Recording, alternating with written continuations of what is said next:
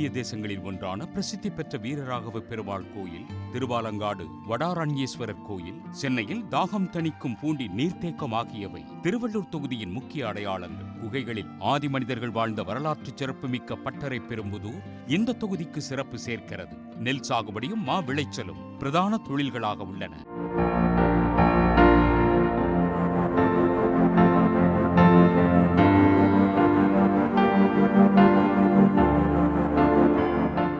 அதிமுக ஆட்சியில் நீண்ட காலமாக கிடப்பில் போடப்பட்டிருந்த விடையூர் கலியனூர் மேம்பாலமும் நெமிலியரகம் மேல்விளகம் மேம்பாலமும் கட்டி முடிக்கப்பட்டு பயன்பாட்டுக்கு கொண்டு வரப்பட்டன.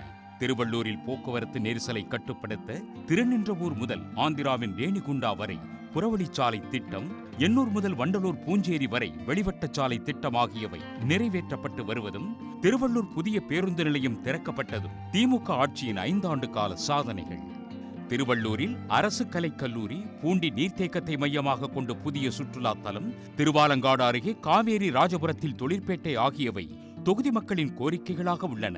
கடம்பத்தூர் பகுதியில் சீசன் நேரத்தில் டன் கணக்கில் மாம்பழம் வீணாவதால் அப்பகுதியில் மாங்காய் பதப்படுத்தும் மையம் மற்றும் மாம்பழக்கூழ் தொழிற்சாலை அமைக்க வேண்டும் என்று கோரிக்கை வைக்கின்றனர் மா விவசாயிகள். இமாம் பசந்த், அல்போன்சா, காலாபாடி, செந்தூரா, பங்கனப்பள்ளி, பெங்களூரா, ருமானி, மல்லிகா எல்லா வெரைட்டியும் விளையுதுங்க இந்த கடம்பத்தூர் ஒன்றியத்தில்.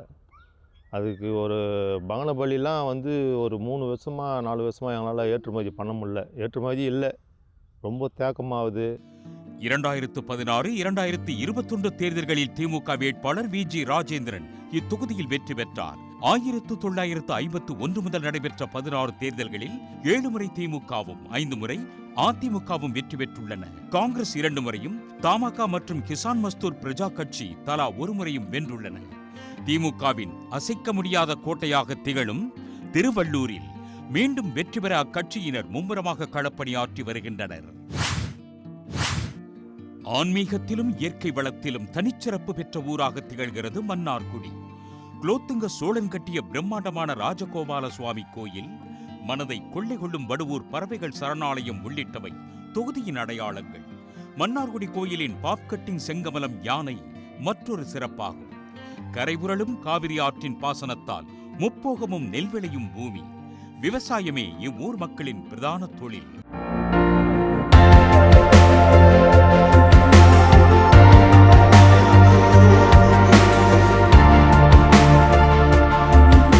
மன்னார்குடி புறநகரில் புதிதாக 4 வழிச்சாலை மற்றும் பேருந்து நிலையம், ஊராட்சி ஒன்றிய அலுவலகம், மருத்துவமனைகள் உள்ளிட்ட பெரும்பாலான அரசு கட்டடங்கள் புனரமைப்பு செய்யப்பட்டிருப்பது திமுக ஆட்சியின் 5 ஆண்டு கால சாதனைகளாக பேசப்படுகின்றன.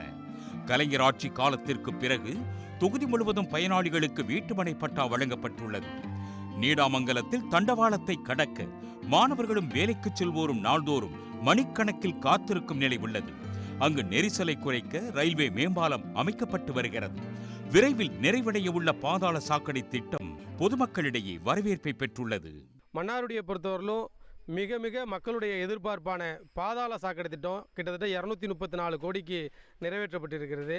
அதுபோல் போக்குவரத்து நெரிசலை சரி பண்ணணுங்கிற நோக்கத்தில் சிறிய நகரத்திற்கு முதல் முறையாக சுற்றுவட்ட சாலை, அதன் பிறகு பார்த்திங்கன்னா பேருந்து நிலையம் புதிதாக 50 ஆண்டுகளுக்கு மேலே பழமையான கட்டிடங்கள்லாம் இடிக்கப்பட்டு புதிய பேருந்து நிலையம் உருவாகிருக்குது.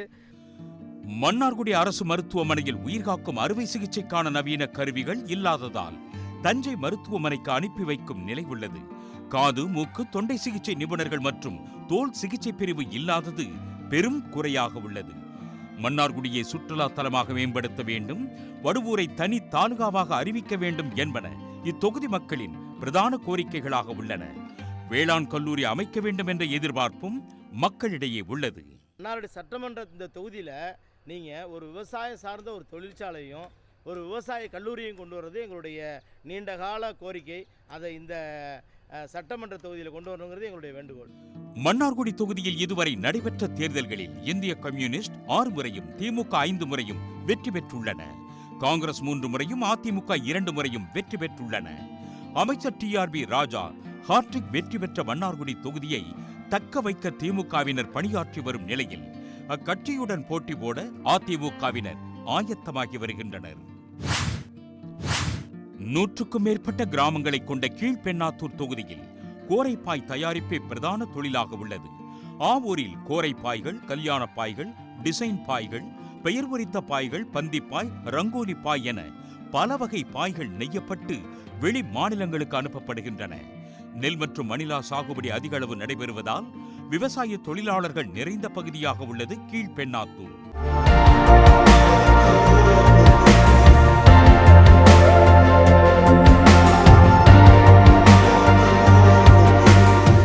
குக்கிராமங்களுக்கும் சாலை வசதி செய்யப்பட்டிருப்பதும் நீண்டகால கோரிக்கையான மங்கலம் கிராமத்தில் உள்ள போர்மன்ன லிங்கேஸ்வரர் கோயிலுக்கு புதிய தேர் செய்யப்பட்டிருப்பதும் தொகுதி மக்களிடையே வரவேற்பை பெற்றுள்ளது.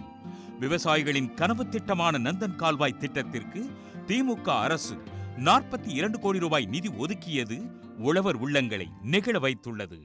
தமிழக முதல்வர் அவர்கள் இந்த நந்தன் கால்வாய் திட்டத்தை மேம்படுத்தவும் செயல்படுத்தவும் 42.7 கோடி தற்போது நிதி ஒதுக்கி அரசாணை வெளியிட்டிருக்கிறார். இந்த திட்டம் சிறப்பாகவும் விரைவாகவும் காலதாமதமின்றி தோல்வி இல்லாமல் விரைவாக நடைபெறணும் தான் விவசாயிகள் எல்லாம் விரும்புகிறோம். கீழ்பெண்ணாத்தூர் தொகுதியில் அரசு கலைக்கல்லூரியும் புதிய பேருந்து நிலையமும் அமைக்க வேண்டும் என்பவையே முக்கிய கோரிக்கைகளாக உள்ளன. அனைத்து கிராமங்களுக்கும் பேருந்து வசதி ஏற்படுத்த வேண்டும் என்பது இப்பகுதி மக்களின் நீண்டகால எதிர்பார்ப்பாக உள்ளது. ஜிஎஸ்டி வரி உயர்வு, கோரைப்புல் விலை அதிகரிப்பு, நெசவு இயந்திரங்களின் பராமரிப்பு செலவு போன்ற காரணங்களால் பாய் நெய்யும் தொழில் பாதிக்கப்பட்டுள்ளதால் பாய்களை சந்தைப்படுத்த அரசு உதவி செய்ய வேண்டும் என்பது பாய் நெய்பவர்களின் எதிர்பார்ப்பாக உள்ளது. இலவச மின்சாரம் வழங்கி தங்களின் வாழ்வாதாரத்தை காப்பாற்ற வேண்டும் என்றும் அவர்கள் கோரிக்கை விடுக்கின்றனர். செலவு, கோர வேலை அதிகமாகிடுச்சு, சாய வேலை அதிகமாகிடுச்சு, கூலி எல்லாம் அதிகமாகிடுச்சு, எல்லாம் கணக்கு பண்ணால் கடைசியில் நம்மளுக்கு வாழ்வாதாரத்துக்கு ரொம்ப கஷ்டமாக இருக்குது. ஃப்ரீ கரண்ட் தான் பண்ணி கொடுத்தாலும் நம்மளுக்கு அதாவது 5000 10,000 சேமிப்பாக நிற்கணும். அதுவும் பண்ணலை இன்னும். இப்போ 2026 சட்டமன்ற தொகுதி தேர்தலில் வரும்போது யார் ஆட்சிக்கு வந்தாலும் சரி நம்மளுக்கு ஃப்ரீ கரண்டாக பண்ணி கொடுத்தா கொஞ்சம் ரொம்ப நல்லா இருக்கும். 2011ஆம் ஆண்டு திருவண்ணாமலை தொகுதியில் இருந்து பிரிக்கப்பட்டு புதிய தொகுதியாக கீழ்பெண்ணாத்தூர் உருவானது. அந்த ஆண்டு நடைபெற்ற தேர்தலில் அதிமுகவும் 2016 மற்றும் 2021 தேர்தலில் திமுகவும் வெற்றி பெற்றன. ஹாட்ரிக் வெற்றியை திமுக பதிவு செய்யுமா என்ற எதிர்பார்ப்பு தொகுதியில் நிலவுகிறது. உடனுக்குடன் செய்திகளை தெரிந்து கொள்ள சன் நியூஸ் பெல் ஐகானை கிளிக் பண்ணுங்க.